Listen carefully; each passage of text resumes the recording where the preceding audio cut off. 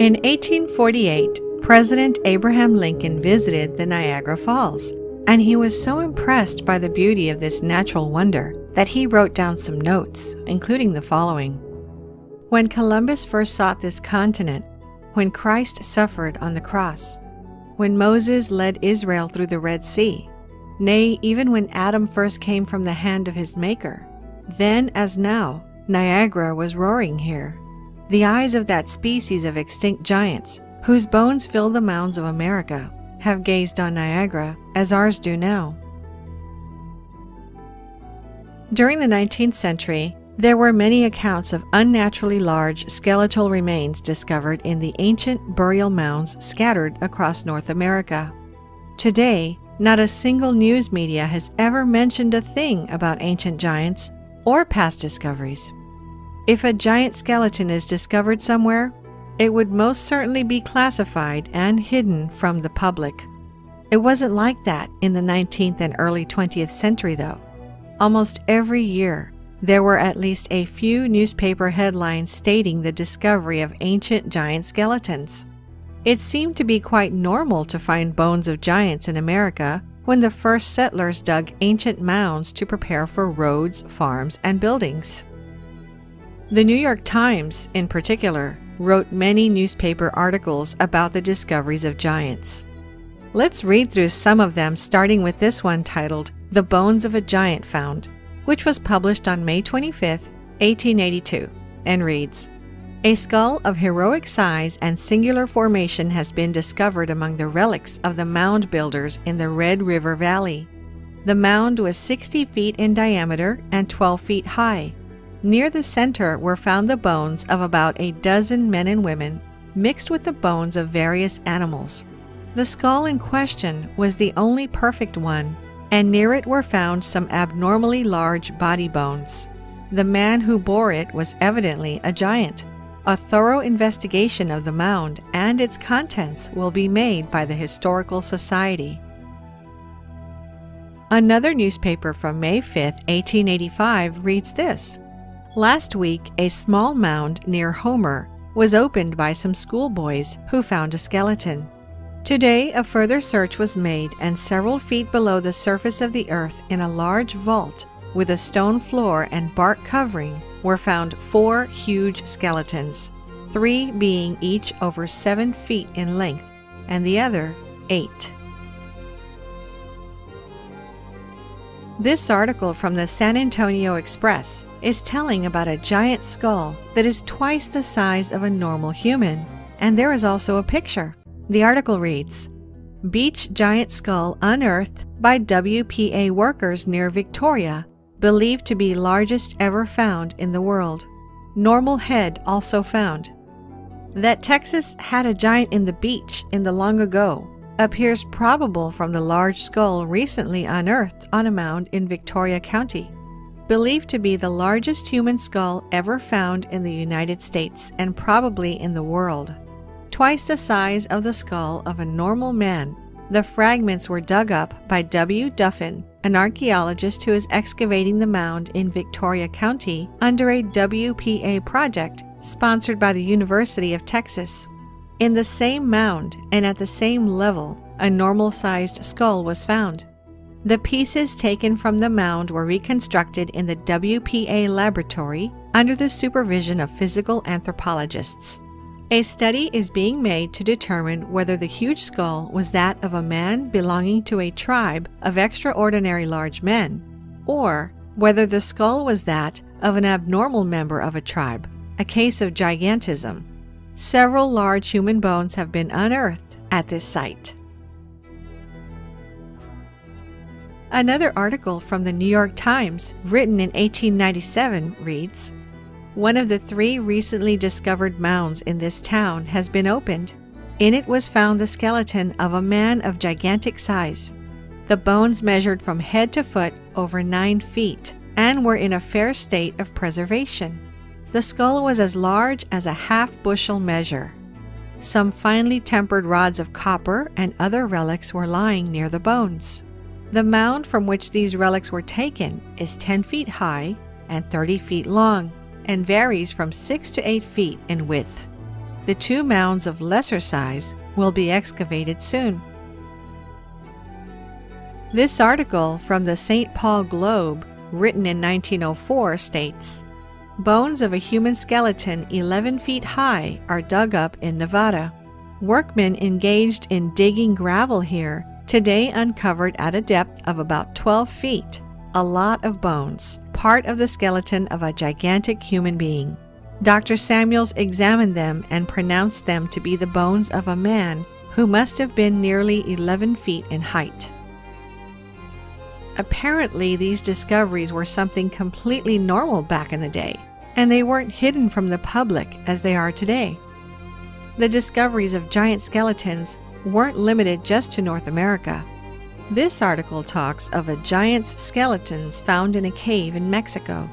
The article reads, "Charles C. Klepp, who was recently returned from Mexico, where he has been in charge of Thomas W. Lawson's mining interest, has called the attention of Professor Agassiz to a remarkable discovery made by him. He found in Mexico a cave containing some 200 skeletons of men, each above 8 feet in height. The cave was evidently the burial place of a race of giants who antedated the Aztecs. Mr. Klepp arranged the bones of one of these skeletons and found the total length to be 8 feet 11 inches. Other articles mention discoveries of giants in Europe. This article from 1892, written by the London Globe, tells of the discovery of a race of giants in modern-day France. It reads, "In the year 1890, some human bones of enormous size, double the ordinary in fact, were found in the tumulus of Castelnau and have since been carefully examined by Professor Kiener, who, while admitting that the bones are those of a very tall race, nevertheless finds them abnormal in dimensions and apparently of morbid growth. They undoubtedly reopen the question of the giants of antiquity, but do not furnish evidence to decide it." You have no idea how many more newspaper articles we found. There were discoveries of giants all across the globe, and today, scientists and archaeologists pretend this never even happened. This article, titled "When Giants Roamed Earth," talks about the historical discoveries of giants from the time of the Roman Empire to the 19th century. Here's what it reads. "The past was more prolific in the production of giants than the present. In 1830, one of these giants, who is exhibited at Rouen, was 10 feet high, and the giant Galabra, brought from Arabia to Rome in the time of Claudius Caesar, was the same height. Phantom, who lived in the time of Eugene II, was 11½ feet in height. The Chevalier Scrogg, in his journey to the Peak Tenerife, found in one of the caverns of that mountain the head of a giant who had 60 teeth and who was not less than 15 feet high. The giant Ferragus, slain by Orlando, the nephew of Charlemagne, according to reports, was 28 feet high. In 1814, near Saint Gernat, was found the tomb of the giant Isolent, who was not less than 30 feet high. In 1590, near Rouen, was found a skeleton whose head held a bushel of corn, and which was 19 feet in height. The giant Bacchart was 22 feet high. In 1623, near the castle in Dauphine, a tomb was found 30 feet long, 16 feet wide, and 8 feet high, on which were cut in gray stone the words, Cantholicus Rex. The skeleton was found entire and measured 25 1/4 feet high, 10 feet across the shoulders, and 5 feet from breastbone to the back. But France is not the only country where giant skeletons have been unearthed. Near Palermo, Sicily, in 1516, was found the skeleton of a giant 30 feet high. Near Magrino, on the same island, in 1816, was found the skeleton of a giant of 30 feet, whose head was the size of a hogshead, and each tooth weighed 5 ounces. Although back in the days these discoveries were made public, once the discovered skeletons were brought to the respected museums and historical institutions, they completely disappeared and no one ever talked about them again. Here is a map of all reports of giants in North America. It's truly astonishing how many of them are there. Almost all of the discoveries end up in the Smithsonian Institute, and we all know how good they are at covering up major discoveries. There are also supposed reports of the Smithsonian purchasing giant skeletons excavated by citizens, which then disappeared, never to be heard from again. The Smithsonian even had a special division for exploring ancient mounds and supposed giant burial sites. One famous discovery of a giant which was also covered up by the Smithsonian is the San Diego giant from 1895, which was an 8-foot 4-inch tall mummified giant. There was even a picture of the giant mummy, which was shown in many newspapers. The mummy was inspected by many scientists. After his inspection, the San Diego giant was purchased by the Smithsonian. 13 years later, in 1908, when the mummy was being exhibited, the Smithsonian ran some tests and suddenly dismissed it as a hoax, saying it was made from gelatin. The fact that it took that long, and after spending so much money to acquire it, plus the fact that it was carefully inspected by experts 13 years earlier, does suggest there may be more to this story than meets the eye. Is it just a coincidence that absolutely every culture and religion tells stories of ancient giants who roamed the earth? The Sumerian civilization, which was said to have begun in approximately 6000 BC, tells of a race of giants which ruled over the Sumerians, and there are many depictions of them. Sumerian records speak of a giant king by the name of Gilgamesh, who ruled for 126 years.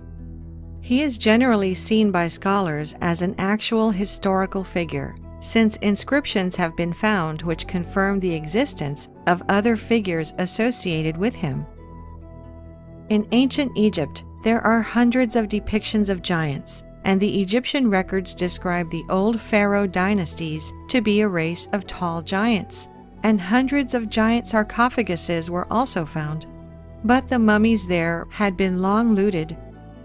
This unusual story, with a headline, "Prehistoric Egyptian Giants," was reported in multiple newspapers and reads, in 1881, when Professor Timmerman was engaged in exploring the ruins of an ancient temple of Isis on the banks of the Nile, 16 miles below Najar Jafard, he opened a row of tombs in which some prehistoric race of giants had been buried. The smallest skeleton out of some 60-odd, which were examined during the time Timmerman was excavating at Najar Jafard, measured 7 feet and 8 inches in length, and the largest 11 feet 1 inch.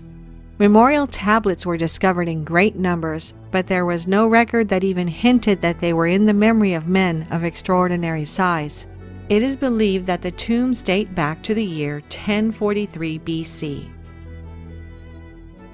According to the German newspaper Bild, an entrepreneur named Gregor Spory took a number of photos of a mummified giant finger in 1988.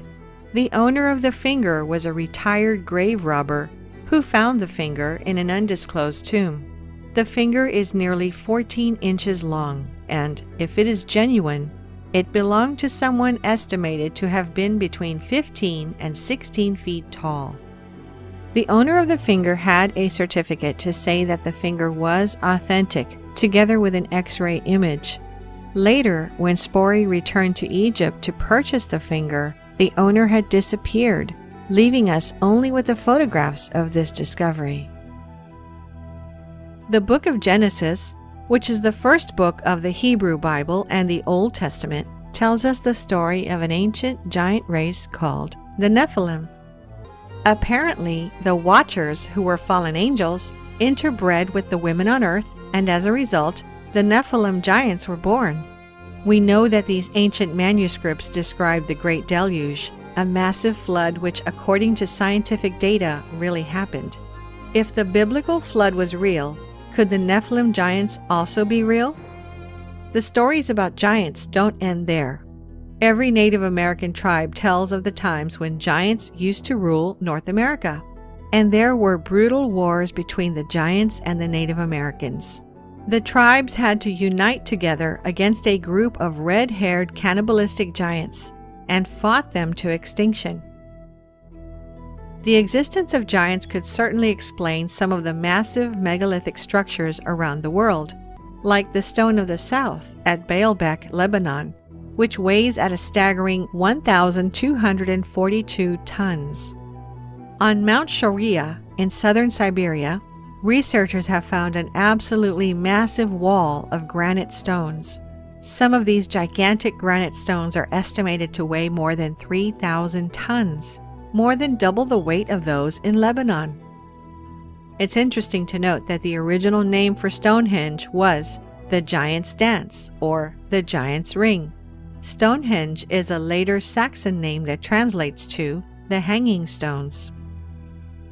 Giants are also part of the Celtic mythology, the Greek and Roman mythology, the Hindus, Buddhist, Norse, and even in the Japanese Shinto folklore.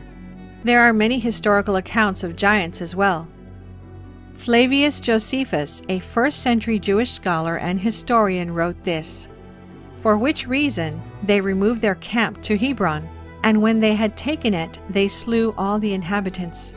There were till then left the race of giants, who had bodies so large and countenances so entirely different from other men that they were surprising to the sight and terrible to the hearing.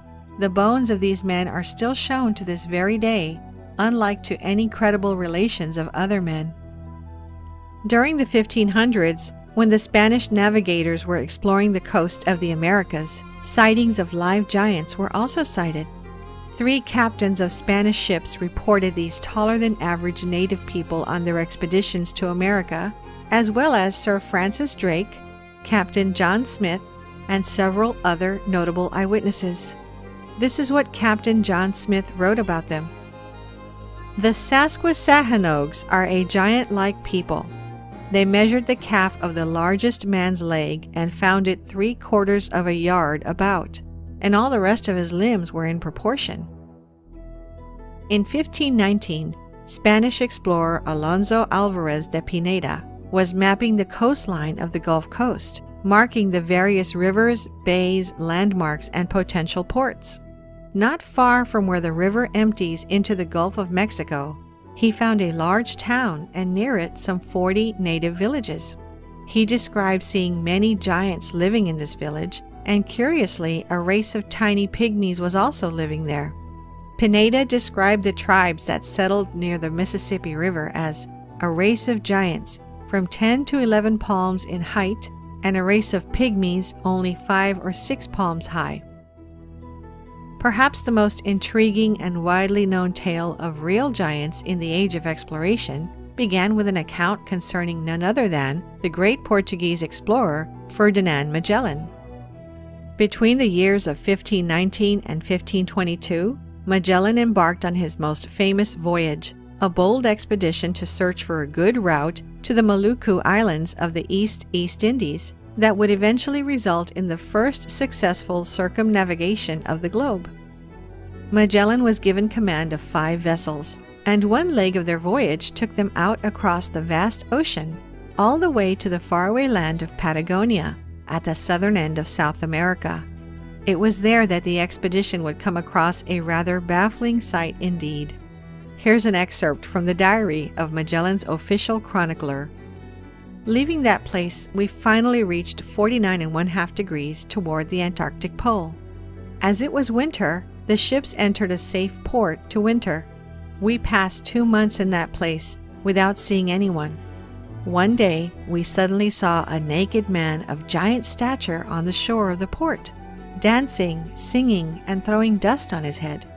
The Captain General, Magellan, sent one of our men to the giant so that he might perform the same actions as a sign of peace. Having done that, the man led the giant to an islet into the presence of the Captain General. When the giant was in the Captain General's and our presence, he marveled greatly and made signs with one finger raised upward, believing that we had come from the sky.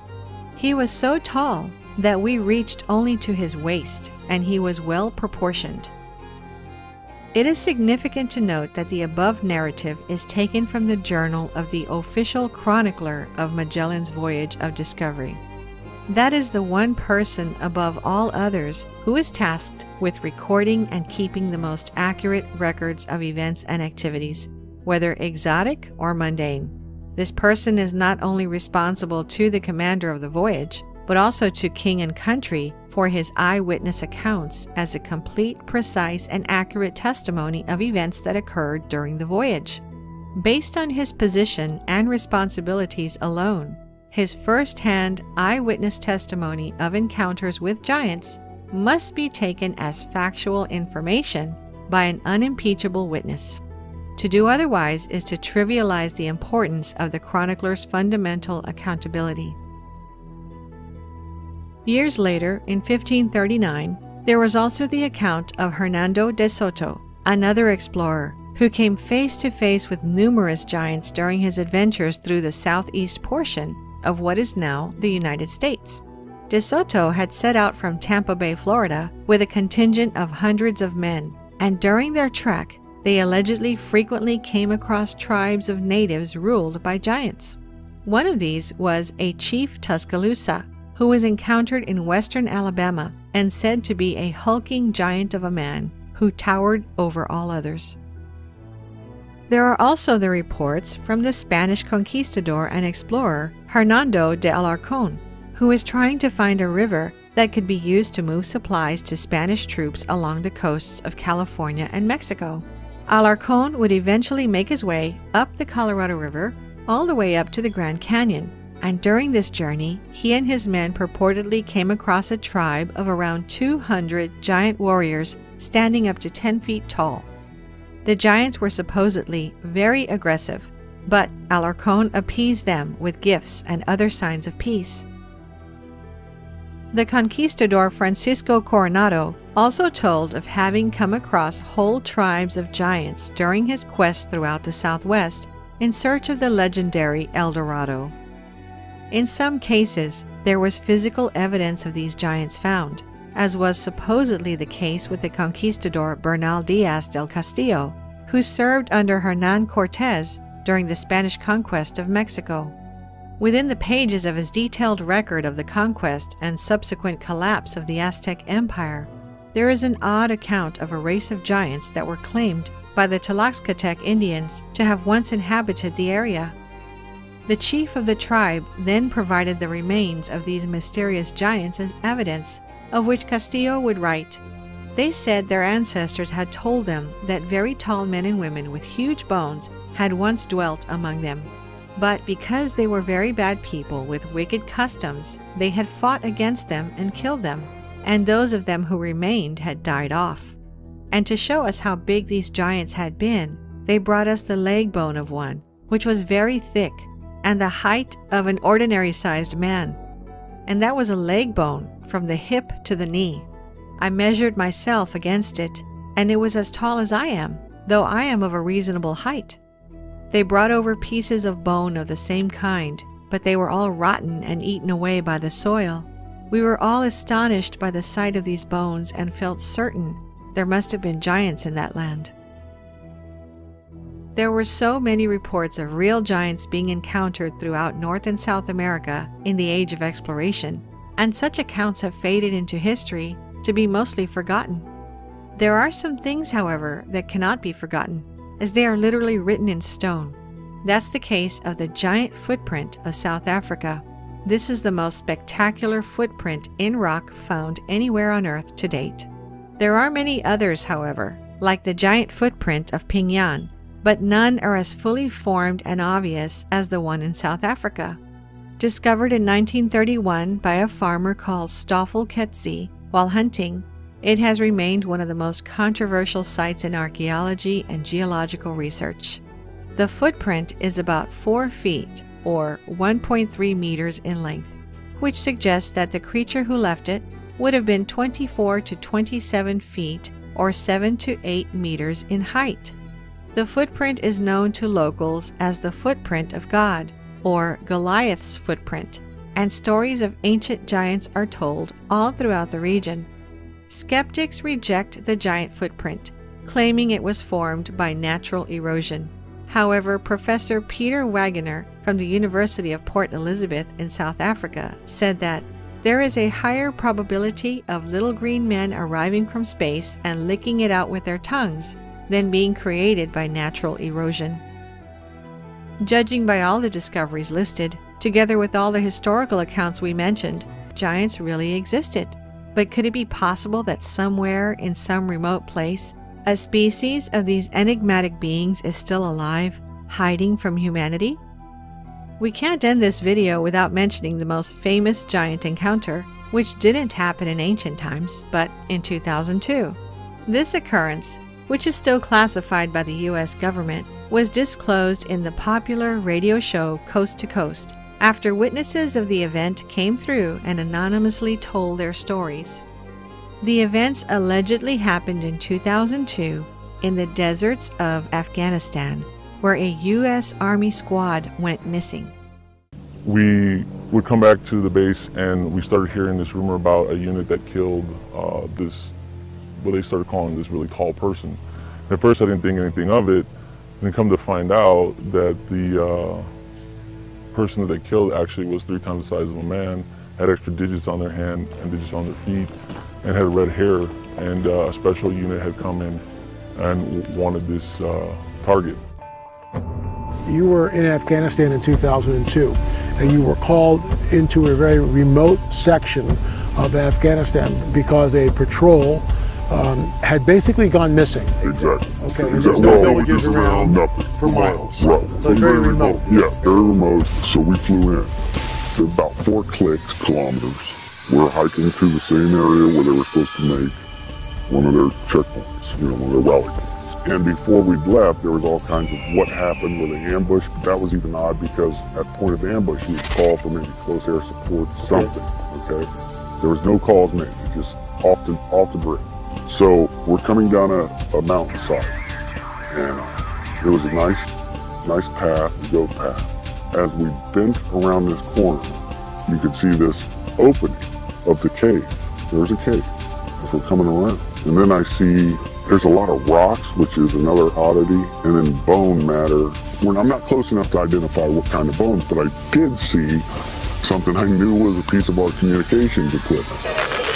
So instantly we're thinking ambush, maybe animal, it could be anything.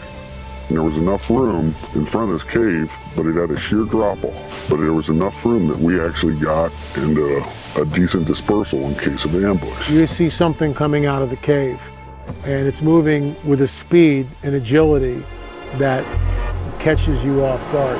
Everybody. Everybody. And he comes out. It was a man at least 12 to 15 feet in height. This is a monster. Red beard, then his hair was longish, past the shoulder, a scarlet red, and Dan runs at him and starts shooting, which broke all of us into the reality, because it was so real. Now your training is kicking in. Oh yeah, okay. Muscle memory, complete muscle memory. While Dan is moving at him, another bro of mine's laying down fire, and I start firing. He skewers Dan. He's now got him on this pike. It went through him. And he's still got him, and he's coming after more. We all just clicked in. I don't know what it was, but I remember we're all like, shoot him in the face, shoot him in the face. Our weapons components were M4s, we had 308s, and we had Barrett 50s. This is sounding longer than it took. We're talking 30 seconds. And he's taking multiple hits, and is still moving. He talked about this giant being 1,100 pounds, anywhere from 10 to 15 feet long, and it was killed. It was apparently shot somewhere in a cave in Afghanistan, but before it was shot, it lunged at several of our troops, our soldiers. It may have even gorged somebody. It was just a bizarre story, and it just sounds like the Nephilim from the Bible. And you have to assume that the giant is not alone, that the giant is not the only being living on this planet. There's got to be a whole school of them somewhere. You know, maybe he's got a female mate, maybe he's got children, who knows. Unfortunate that he had to attack our soldiers rather than be somewhat peaceful, but I guess that comes with the territory. Dan was dead. Okay, and why is a good man, probably one of the best men I know, now dead. Before I'd left, they were already starting what they call a 9-line, which is a medevac request. They're sending out a medevac request, then all of a sudden it's not a medevac request. All of a sudden we had a helicopter show up because, like I told you, it was a large precipice and a sheer drop. So the helicopter just came up from the drop. They had dropped netting, which is like cargo netting. It's like squares. We were told we had to bundle him up. And we get another bigger helicopter, but it's almost like a Jolly Green Giant used to look back in the day that could get, you know, through this area. Because the mountains, you gotta remember, Chinooks could only go in certain places because they had enough lift. And so we got him on there. The thing was too big, we couldn't move it. It smelled worse than a skunk. A corpse that's been around for a while. Really fell. Oh, it was like a combination because of the, how do you put that, the persistence of a skunk smell. But once the helicopter came in, dropped its little hook, and off he goes. The communication was sent out that we had a very large possible human creature. There you are in the hills of Afghanistan. How many troop members are you with? We had 6 on my crew. When we say hills of Afghanistan, for us, we did not fly into the wilderness. We actually flew into a base. I guess this thing was transloaded out of the mountains by a CH-47. What I could see that it did have the 6 fingers. I remember taking my foot up and placing it up next to its foot, and it was extremely large. We estimated at about 12 feet, give or take. What I can tell you is the weight of the thing. Basically, it was approximately 1,500 pounds when it was getting on the aircraft. Now, if you take away the pallet weight and all the rigging that we had to hold this thing down, we figured it was around 1,100 pounds. Of course we're upset. That's a given, okay? We lost a very good guy. But add to that, you're discussing something that even in our after action report, they're saying rewrite it. And we had to rewrite it the way they wanted. How many fingers? 6 toes. 6 toes. And the nails were weird because if you see somebody that ever has, I don't know what it's called, but it's like a fungus on the nails, how they get pointy and they're like gnarly. That's what they look like. If people have a right to know about this stuff. I mean, if there are 15-footers or 18-footers roaming the planet, and our military has brought them down, I mean, we have a right as American citizens. I mean, this isn't classified military stuff. This is something that we need to know, and it points back to the biblical prophetic narrative. What are your thoughts on that? I think, here's my personal opinion. My personal opinion is if it points that the Bible's accurate, they don't want it. If it goes against Darwinian evolution, it's not to be spoken of. So you're out in the boonies running around looking for high-value targets? Correct. And we're doing those operations, and as we're getting into firefights, we're getting into different scrimmages, you want to put it that way, we would come back to the base and we started hearing this rumor about a unit that killed this, what they started calling this really tall person. At first I didn't think anything of it, and then come to find out that the person that they killed actually was 3 times the size of a man, had extra digits on their hand and digits on their feet, and had red hair, and a special unit had come in and wanted this target. Well, we'd heard that they had killed this thing inside a cave, or the mouth of a cave, and it was common knowledge among the military to hear this. Now when you say common knowledge, what do you mean? I mean, how does that work? Years later, to come to find out, when I had returned from Afghanistan and had met other military members that had not been there in the operations with me, if you would bring up the giant of Kandahar, they knew about it. When you first hear it, you're thinking like, this has got to be a joke, this has got to be a hoax. But then after things go down a certain way and you keep hearing it, you start to realize it's not a joke. They kept telling us to keep our weapons high, which means normally it's 2 to the chest, 1 to the head, but they kept telling us to put it towards a man's head and put it higher. So we would question, why do they want us to shoot higher than a man's head? That's bizarre. It is. Our contact said 2002 is when they shot this 15-footer or taller, and you're now in this, you know, in the service around 2005. This word has gotten out, and what I find interesting here too is that if you're going to create a hoax, I get that, but you got details: 6 fingers, red hair, double rows of teeth, 6 digits on the toes, and of course that brings it right back into what we hear about in the biblical prophetic narrative, specifically the Nephilim. Your thoughts? I agree. I will tell you that when I was doing my time in the service, and the stuff I saw, some of it I couldn't explain, like lights in the sky during firefights, like orbs, or lights that would be the size of a softball that looked that size looking up in the sky but making weird noises. And even going to Iraq myself and being near Haditha Dam and seeing the prisoners underneath the dam, and the prisoners would scream and there'd be this awful feeling underneath the dam, and then later finding out in the Bible that angels locked underneath there, where it talks about. And this Haditha Dam is the Euphrates. Is Euphrates, and there's correct. an angel supposedly locked underneath the Euphrates, correct, which is released in the book of Revelation. Correct.